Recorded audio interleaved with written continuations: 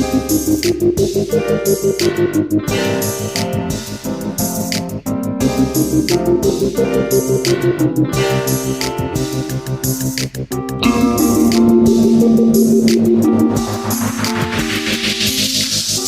to the Mukilteo Football Show. My name is Miles.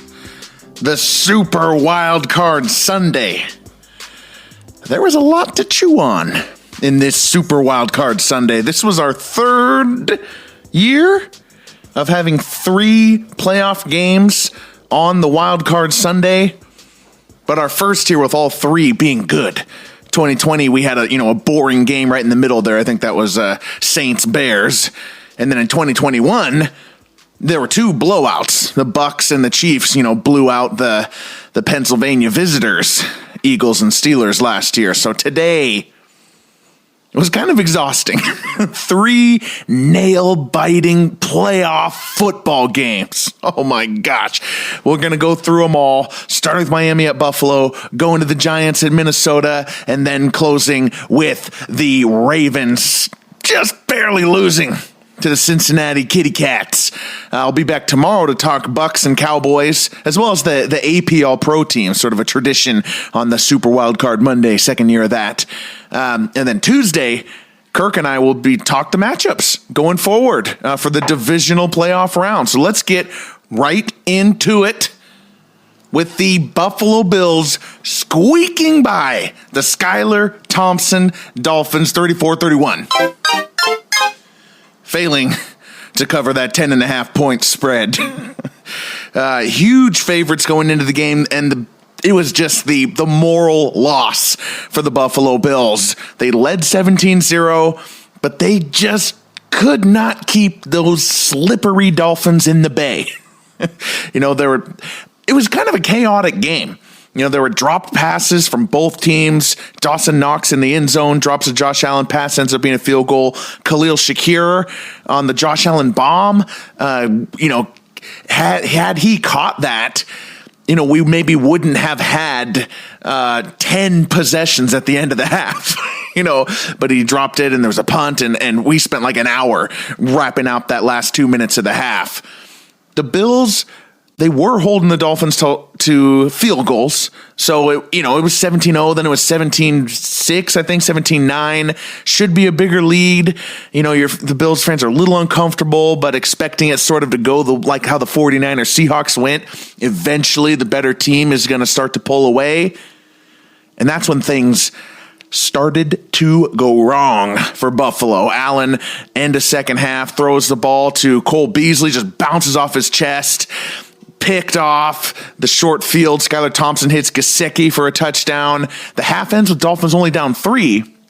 And then the second half starts with that corner blitz. It was, let's see. I think it was actually the second possession of the half. So Dolphins had a possession. They punted to the Bills. As Josh Allen walks onto the field, Tony Romo is saying, Josh Allen is about to begin the onslaught. And that first play, Dolphins DB Eric Rowe on the corner blitz hits Allen, who doesn't appear to quite register it. It's a fumble. It's a scramble for the ball, just rolling back into the end zone. Dolphins defensive touchdowns. The Dolphins are up now, 24-20. It's just a horrible sequence of events. Nervous energy, as Jim Nantz kept talking about on the broadcast. Are the Bills going to choke this? And ultimately the Bills bounce back in that third quarter from that. I don't want to slander Skylar Thompson. I was hard on Skylar Thompson and, when I thought Anthony Brown was talking or Tyler Huntley, thinking that their presence in these games was going to ruin the competitiveness of our playoff games. It did not. Skylar Thompson, for the Dolphins quarterback, Skylar Thompson, played better than his stats. He's 18 for 45, 240 yards, a touchdown, 2 interceptions. He could have played better. He could have had better stats. There's 2 drops by Waddle early in the game. There's 1 by Tyreek Hill. Like, the last thing you need for your third string quarterback is your elite receivers dropping balls. And then in the second half, Thompson had a perfect deep throw to Waddle, dropped a perfect one up the seam for Gesicki. also dropped. It was right in his hands. I know he was probably bracing for the hit there, but there were big chances for Thompson to have an even better day. All that to say, how much can you even ask of this guy? Because after the Dolphins got that touchdown, that defensive touchdown, they stopped Josh Allen again. Nervous energy. Thompson threw a pick on 3rd and long. And you just remember, this guy's a 3rd-string quarterback that seemed to relax all of Buffalo, definitely relaxed Josh Allen. There's 2 touchdown drives after that. They get a 10-point lead. They should have, again, pulled away, but they didn't. This was a bad game for Josh Allen. Bad by his standards. He's just reckless with the ball and with his body. And, he fumbled, had 3 interceptions, and just general impatience, from Josh Allen. After the Dolphins, they scored in the 4th to, again, cut into that 10-point lead, brought it within 3. It felt like Josh Allen could not wait to get the lead back to 10. It had to happen now. And he took 2 deep shots, which were well covered, and then another incomplete pass, and they punted the ball right back to the Dolphins.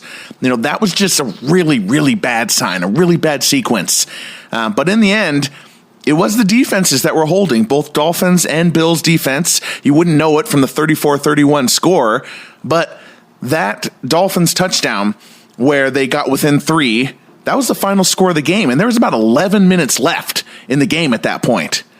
The Dolphins had a chance. They really did, and the Bills' D stopped them from even getting that field goal to send it to overtime. I think the Dolphins win this game with Tua Tagovailoa. I think that's pretty clear because they had multiple chances to just get a field goal. You got to think Tua does that. No major. Skylar Thompson played well today, for considering. Josh Allen played better than Skylar Thompson, but we're talking about different levels of expectation. Allen played bad to his standards, Thompson good for his standards. Bills ultimately won on a controversial 1st down call. I don't know. It wasn't that controversial to me. Devin Singletary, 7-yard run. He was right at the line. I think he got it. The CBS line was sort of off, throwing everybody's kind of perspective out of whack. When you look how close it was, whatever was called on the field was going to be what it was. So the Bills advance, barely beating a 7 seed with a 3rd-string quarterback. The Bills are the only team that has trouble with 7 seeds. In the 3 years we've had 7 seeds, we've had 6 total, 7 seeds. Only the Bills have had trouble. The 2020 Phillip Rivers Colts gave the Bills trouble that first year, and the 2022 Dolphins. Everyone else, all the other 7 seeds, 2020 Bears, 2021 Eagles and Steelers, 2022 Seahawks yesterday, were all pretty much blown out. So let's talk the next game. The New York Football Giants go to the aesthetically pleasing Minnesota Vikings Stadium.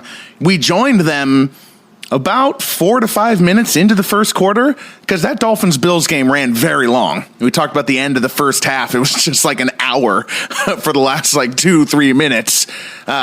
Luckily, we joined the Minnesota Giants game. There's about 4 minutes off the clock in the first quarter. It was still 0-0, and the Vikings are driving for their obligatory "We Are Elite" opening drive. Every time. This is classic Vikings. They look amazing on the first drive. But what was unexpected? So we got to see that touchdown. Jefferson almost scored it. Cousins gets QB sneak. What was unexpected, though, was the Giants responding right back and just rolling over the Vikings defense all game long. I mean, it started just wide open, first down after first down after first down. I have not seen this out of the Giants. At one point, Daniel Jones was 3 attempts for 36 rushing yards, while Barkley was 3 attempts for 47 rushing yards. It's like 6 attempts for almost 80 yards. It was going well for the Giants. Both offenses led some epic touchdown drives. It was pretty some of the time, not pretty some of the other times, but this is exactly what we all expect out of Vikings-Giants, right? A close game. I don't know that we expect the Giants to be so smooth, but it was definitely going to be close. For the Vikings, a lot of it was, again, tight end TJ Hawkinson, 13 catches for 109 yards against the Giants on Christmas Eve. Same thing today, 10 catches for 129 yards. He really made some huge catches at some huge times. And the Giants, Wink Martindale, defensive coordinator, they devoted everything to Justin Jefferson. The announcers did a good job. I think it was Greg Olson. This was the group there. They did a good job pointing out that really everything that went well for the Vikings is because all of the Giants are going towards Justin Jefferson. Justin Jefferson in motion has like a tangible effect, tangible hesitations on the defense. But it worked. 7 catches for 47 yards. They just said not Jefferson. And Wink Martindale didn't go his usual blitz heavy nature. That's what he had to do. They had to respect Justin Jefferson, and they did. Still, the other guys, KJ Osborne, TJ Hawkinson, Dalvin Cook made a couple plays. The Vikings, when they needed a touchdown drive, they got a touchdown drive. They kept pace with the Giants here, who really, maybe it's because the Vikings were the 31st pass defense in the league, but Daniel Jones looked different than he has all year. Not just with his legs, which he's done all year, but the new intermediate to deep passing game that the Giants all of a sudden had today. Isaiah Hodgins, 105 yards. Darius Slayton, 88 yards. Just whenever they needed it. Converting these third and longs or second and longs, where has that been? It was really interesting to see. It's probably more reflective of the matchup. We'll have plenty of time to talk about that as they go face the Eagles here. Saquon Barkley at 109 yards. Felt like more. 24-24, 12 and a half minutes in the fourth quarter. We're thinking, God, just what a great game. You knew these two teams were going to do this. And with the game tied, the Giants get the 12-play drive where they just kept coming, kept converting, had that fourth down in there. And they capped with the Saquon Barkley, just push the defensive tackle back into the end zone with you. Saquon, huge game for Saquon. He hasn't had a lot of career highlights in terms of importance on the NFL scale. So really cool to see him get that. So they went up 31-24. Giants got a stop. They did this wonderfully aggressive. This is what I wanted to talk about. The aggressiveness of Brian Daboll to eat the clock at all costs. He saw what happened to the Colts. He saw what happened to the Bills. You don't let the Vikings get even an inch. They went 5 wide to start. They're up by 7. He didn't go into, Rex Ryan mode. They're up by 7. He's going 5 wide. They're getting a first down. It's 4th and inches. They're going for it. They get the QB sneak. They get it. And because they went for that 4th and 1 instead of punting and got the QB sneak, they did force the Vikings to use their timeouts.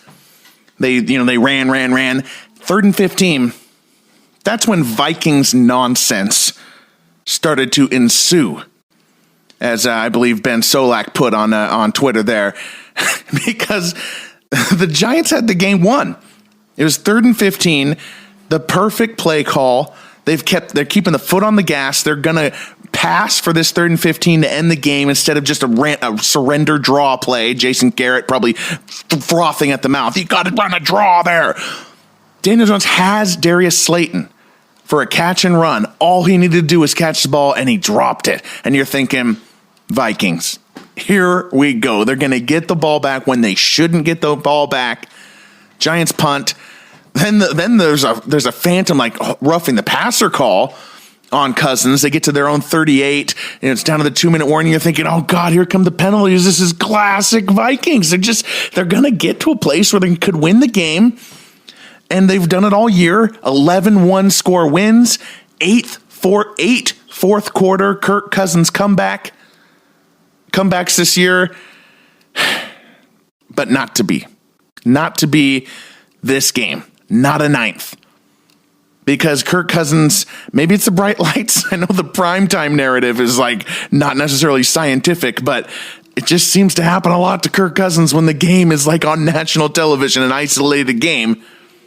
Instead of leading a game-winning drive like he had 8 times in 17 games, incomplete, and a check down on 4th and 8. And not just a check down a couple yards short. It's 5 yards short of the line to gain. Easily fails. There was pressure from Big Dexter Lawrence, who was a problem all game. All-pro selection, well-deserved. Big Dexter got that inside pressure, but Cousins, not a good look. Not a good look. The Vikings lose. The Giants win. The Giants deserved this win. You know, how real was the Daniel Jones Giants offense? We can talk about that with Kirk on Tuesday, about carrying into Philadelphia, but the Vikings, we always knew that this would come. We just didn't know when. And I was joking. I kind of hoped it wouldn't, but the other side of variance hits them. It's their 31st playoff loss of all time. Most in NFL history. Got to make the playoffs to lose in the playoffs. Vikings are kind of piling up decades of this. Decades of successful enough to make the playoffs, not good enough to actually do something, real something in the playoffs. It's been about 50 years now, from Fran Tarkenton to the Anthony Carter years, the Chris Carter, Randy Moss years, the Brett Favre, Adrian Peterson, Culpepper, all the way up to the Case Keenum game, when they got blown up by the Eagles. It's been so long. It's been 5 decades.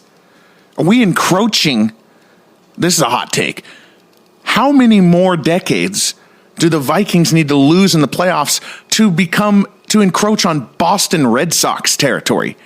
Because they went into like 6, 7, 8 decades of always being around but never winning the championship. Maybe 10, 20, maybe 30 more years of this for the Vikings, and they're right with the Red Sox. Who knows? All right. The final game, the Sunday night football game. The Bengals host the Baltimore Ravens. Really, the only breather that we got throughout the day, if you can even call it a breather, was the first half of the Ravens-Bengals game. 10-9 at half. It was the only half of 6 halves today that didn't have over 20 points. Just barely, thanks to a McPherson missed extra point. Jamar Chase was leading for the Bengals. He got that touchdown. J.K. Dobbins said, "Put it on my back" with the Ravens, and he held up there, got his touchdown. Two of the big engines, Chase and Dobbins, for this AFC North battle. And this was an AFC North battle. It was chippy. It was hard hitting. It was line of scrimmage. And it really came down to the defenses. The Bengals, they definitely had the best player in the game, whose name is Joe Burrow, but they are so banged up on the offensive line. I already said this when Lyle Collins went down. Now it's even worse. They had their guard go down last week. Now Jonah Williams is out. The scariest graphic that Bengals fans should have burned into their brain is that their new improved offensive line that has been the source of pride of them ascending to be the juggernaut, maybe that is actually should be favored over the Bills and Chiefs. They had that offensive line start 15 games this season. Now 60% of that line is hurt. And it looked that way too. I mean, Joe Burrow made something happen. There were little sparks of Chase, little sparks of Higgins here. There's a third quarter Burrow masterpiece. I don't know that any quarterback in the NFL gets that third quarter touchdown, that drive, with a touchdown and 2-point conversion to go up 17-10, other than Joe Burrow. I mean, every play, an offensive lineman was being blown off the ball, and the Ravens were getting pressure. It's just quick decisions, quick outs. There was some mix and running plays in there. There was a play-action pass to Chase that was crucial. And they got the touchdown, Hurst to the 1, then the QB sneak, and they got that 2-point conversion.